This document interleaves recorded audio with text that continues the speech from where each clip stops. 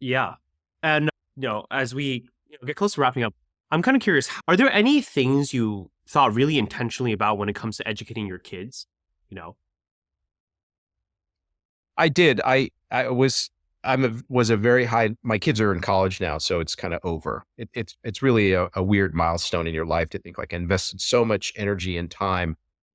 I didn't necessarily do the right thing all the time, but I tried, and it's an emotional thing to like realize it's over now. Like, of course, I still have some influence, Right, but right. it's decaying exponentially. Once they move out of your house.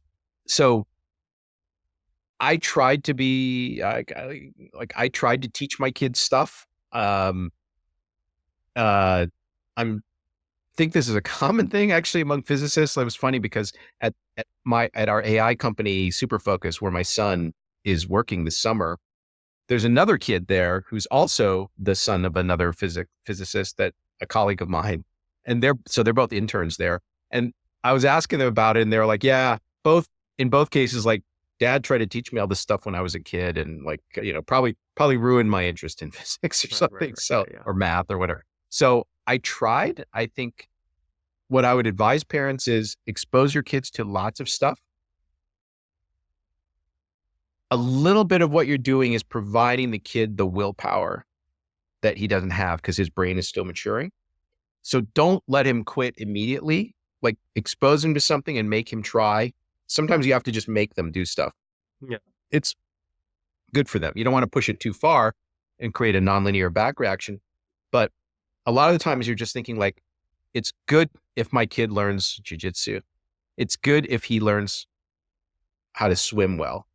And for a while, it's going to be me supplying the willpower because the kid doesn't want to do it. The kid would rather just be watching TV or TikTok or whatever. But I'm taking them to the pool and I'm making them swim. And, so you can do some of that, but you can't push it too far, or maybe you're going to have the opposite Yeah, effect yeah. on your kid. And so that's all I can say to people is that, Right. So are you know, kids you interested can, in physics at all? yeah. My daughter's more on the artistic side, so she's not. And my son is actually pretty talented in math and stuff like that, but he's a computer science major, and I think it's actually unfortunate that he's not studying more physics in college. He took some pretty advanced math and physics when he was in high school. He had already taken like the college Right. calculus-based physics class. He had taken linear algebra, multivariable calculus in high school. And he's definitely going to take more advanced math, but maybe more along computer science lines and less Right, right, along right. physics lines. So in a way, it's kind of tragic. Like he Uh, may be one of those people who will never really understand Maxwell's equations. Very you're right. I mean, but like you mentioned, right? Oftentimes, kids have some level of rebellion to, what their parents' vocation is, maybe. And, sometimes also when they get older, they come around. I think about how, like, my dad is a professor of pharmaceutical oncology, the Chinese Academy of Sciences. And probably the thing I've always been least interested in it and know the least is anything related to life science or biology. Everything else I'll learn, but just not the biology. And there's some maybe inherent thing there about trying to leave your parents' shadow, right? Given you're such an eminent physicist. Yeah. So that could be an unfortunate consequence of it. So parenting is one of these weird things where you just have to acknowledge at the end, you really can't evaluate the counterfactual very well. Like my wife will say things like, "Oh my God, we should have kept them in piano for another year," or "We should have forced my daughter to learn violin longer." Or I'm like, "Well, how do you know what the Yeah. consequence of that would have been? You'll never know."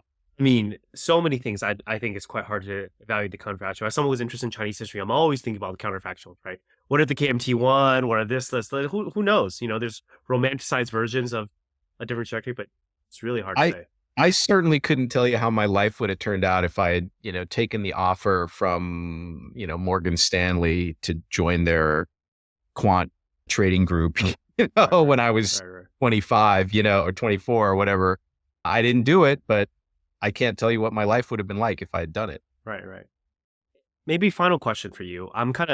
You did write some topics about happiness in your blog, and I am Yep. curious to hear, what is your main approach to happiness?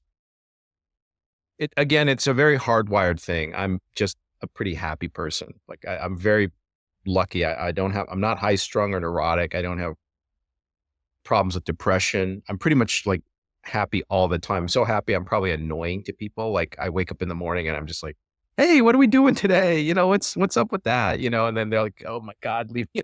You know. So uh I don't have much to say other than it's hardwired. I will say one thing. My dad was old when he had me and my brother. And so the whole time growing up, I thought being a smart kid and no understanding death, like having thought a lot about death and infinity and stuff like this, I was like, wow, there's going to be a time when my dad is not around. And since he's older, I can like kind of calculate, like potentially I'm not going to be that old when he goes. And so when my dad died and I was in my mid 30s, I think really affected me because I mean, I have friends who are my age and both parents are still alive. It's not that uncommon, whereas my dad's been dead for a long time. And when that happens, you then can consider someone's life in its entirety, someone you knew really well.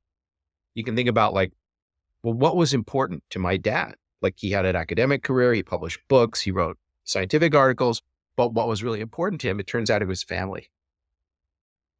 And so like, I always have this balance, like some of my physicist friends who are very focused on their physics careers or whatever, guys trying to make money.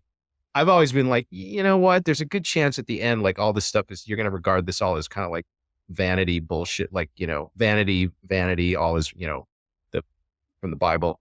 You're going to realize like, it's really your family and your human connections that matter. And in that way, actually, the experience of having kids and raising them has been such a joyful and rewarding experience that in a way, like, some people might say, oh, this Steve guy, he's such an elitist. He's talking about like cognitive ability and Richard Feynman and, whatever.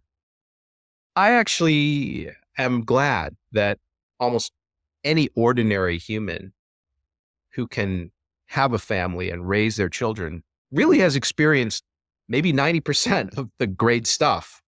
Even if they were working as a gardener the whole time, they didn't have some highfalutin career. They still got to experience really the great stuff. And I feel that's, it's in a way that's contributing a little bit to the justice of the universe. I mean, and after going through that myself, I feel much better that things are not as unequal as they could be.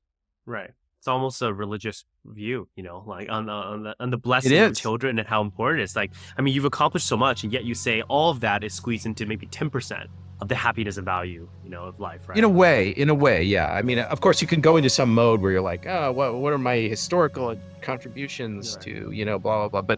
But at the feels level, at some deep level, it's more like, no, that other stuff is just vanity, all this. But anyway. Yeah. Well, thank you so much for your time, Steve. And I'm wondering, just for the audience, you do write prolifically on Twitter and blogs, and so where can people find you? And I'm happy to. Well, I moved my blog to Substack. Okay. So I just find me there. That place to start is just Twitter and my podcast, which is called Manifold. Yeah. Awesome. Well, thank you so much for your time, Steve. Thank you.